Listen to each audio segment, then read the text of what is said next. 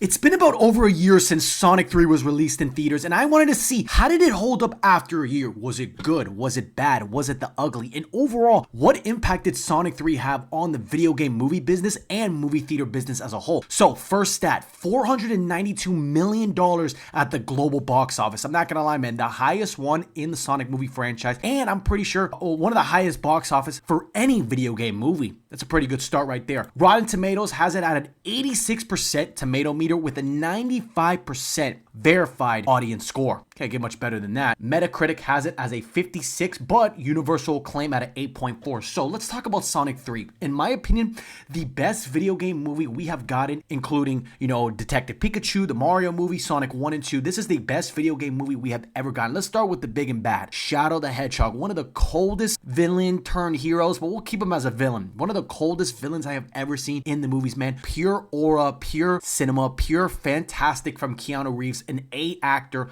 for sure landing this role. But Shadow, we gotta start off with the big and bad. You talk about aura farming, you talk about being that guy. That's exactly what Shadow was in the movie, man. He was that wonderful in the movie. Honestly, probably bigger than Sonic in a lot of the movies. When you had the Super Shadow, you had him talking about his backstory, just the delivery, just the aura, just the presence was fantastic, man. Then we get into Jim Carrey doing both. We have him doing the great granddad Gerald, and we have him doing regular Eggman. Fantastic from Jim Carrey as well. I love that dance scene. I love the different moments in the Sonic movie of those different scenes. It was fantastic in my opinion, man. Jim Carrey, for sure, a great actor. But if we talk about the overall plot of the Sonic movie 3, there's a lot of fans out there who haven't played a single Sonic game that I went to go see the movie with, and they were like, man, it's a pretty good movie. The fact that they can get general audiences to go out there and turn up for Sonic 3 is, and honestly review it pretty well, is honestly fantastic. If we even look at the numbers, more people internationally showed up to see Sonic than domestically. The fact that it can get that much international pull, obviously it was being taken in Japan, and Sega tends to struggle in the Sonic franchise with Japanese stuff because they're, more Nintendo and Mario. But the fact that we're able to do that is honestly fantastic. But if we look at overall from start to finish, we see Shadow come in the mix. His main goal is to avenge Maria and what happened that day. So his goal is to attack Sonic from start to finish, take over the world, wants to blow up the world. Obviously, Gerald Robotnik comes in there and, obviously he's a little bit cuckoo for Cocoa Puffs. But the fact that that was the premise, he was a little brainwashed. But after getting talked to by Sonic and stuff like that, he finally was able to see that what he was doing was wrong. And obviously they teamed up. Epic battle in space, man. Absolutely fantastic, man. Honestly, it was unbelievable seeing it in live action and seeing Live It Learn playing like that, and the cover art for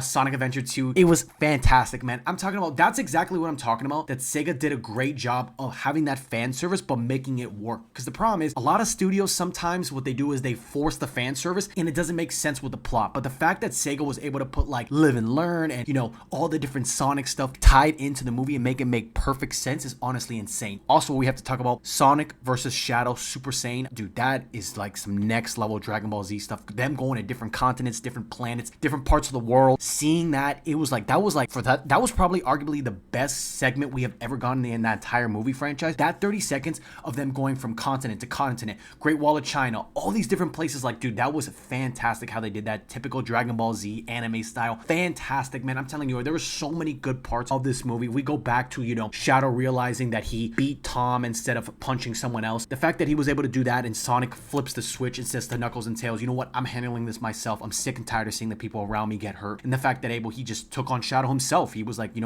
forget this. I'm going to take on Shadow myself. Was absolutely fantastic. We see the different parts of London. We see all these different cool parts that took place. We see even the beginning sequence of Shadow versus Sonic while Shadow was on the motorcycle. Bro, that shit right there, man, like that hits different, man. I already knew seeing that opening scene, like this shit was going to hit, bro. This shit was going to hit. Seeing that opening scene of Shadow on the motorcycle, bro, that shit is incredible, dude. Like, first time we see Shadow and it's on the bike with the gun, with the fake gun that they couldn't get a real gun, but just like that, man, that shit right there is incredible to see. And the fact that Sonic was able to keep up and them going from the sky, that first initial battle, I'm like, oh yeah, okay, this is cinema right here. This is the cinema that we're gonna see, man. And this shit is gonna be crazy, man. It's just so so fire, man. Like, it was, oh my god, it was, looking back at it now, like, I didn't really appreciate it, but that shit was crazy, man. That shit was crazy. So many good moments, man. You have that opening chase scene with the motorcycle. Also, that scene where Knuckles and Sonic look like they're gonna fight, but you know, Knuckles pulls back and was like, I get it. It is what it is. You're very heated about the moment. We have that scene of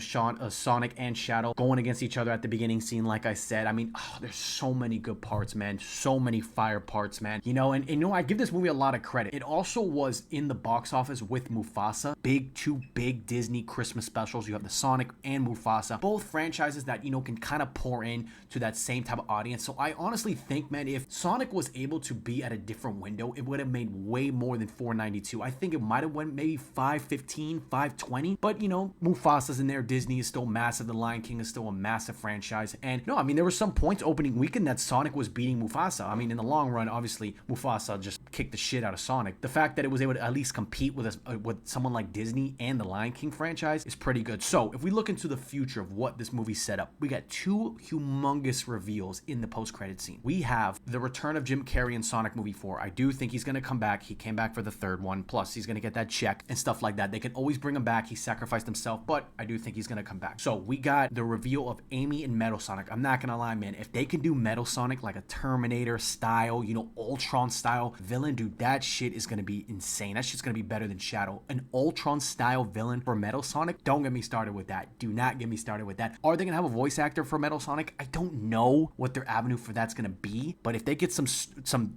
Ultron, like I'm trying to take over the planet type shit from Metal Sonic, oh my god, that can be better than Shadow. We also have the reveal of Amy. I don't know what her role is going to be. I do think she's going to have an elevated role in the sense of, like, instead of being the love interest, she's kind of like fight with the team and stuff like that. It's going to be Knuckles, Tails, Sonic, and Amy versus Metal Sonic trying to take over the planet. I do think it's going to be an army of bots like we see in Ultron trying to take over the world and stuff like that. I hope, at least, I do think Tails might take a back seat when it comes to how they're going to flesh out these characters, because again, you have Knuckles, Sonic, and Amy in there. What's Tails' role going to be? Is he going to be the gadget guy? Like, what exactly is going to happen? Then we get the second reveal that Shadow did survive the space accident. Obviously, we saw that Shadow was, you know, sacrificing himself for the greater good, but they obviously bring Shadow back. How are you going to kill off Shadow? How are you going to kill off Shadow? It's not possible. You cannot kill off Shadow. So I do think Shadow will come back as well. I'm interested to see what his role is going to be as well, because we have a bunch of characters in the mix. We have Tails, Knuckles, Sonic, Amy, Metal Sonic, and Shadow, Dr. Eggman, maybe. I mean, there's a lot of characters out there, man. How are they going to flesh it out? I know we're getting Sonic movie 4 around 2027, so we might get a trailer maybe at the middle or the end of 2026. I'm really excited to see, man, what they're going to do with Sonic movie 4. There's a lot of characters, man. Someone's going to have to get killed off early, or what I think is someone's just going to have to take a back seat, or what I think they might be prepping towards is Shadow is going to be a cast-off in 4, and he's going to get his own spin-off movie. Maybe it's him and his adventures and things like that. Maybe that's the role. I'm not sure, man. Shadow's just a ginormous character. You can't cast off Shadow. He was huge for the marketing of 3. Keanu Reeves, amazing actor with a lot of pull. So I don't know, man, but I'm really interested to see what they're going to do with Sonic movie 4, man. And the rumor is that the teaser for Sonic movie 4 is going to be Silver and Blaze. That will be incredible. Silver, pretty badass as well, man. But I'm interested to see, what do you guys think? Overall, the review of Sonic movie 3, did it live up to the hype? Was it underwhelming, overhyped, overrated, underrated? Let me know what you guys think, man. And if you guys can, hit that like button, hit that sub button. Let me know what you guys want to cover next. We got Sonic, FNAF, Mario, Avengers, anything you guys want. I'll see you guys in the next video. Make sure to hit that like button, hit that sub button. Amen. I'll see you guys in the next video.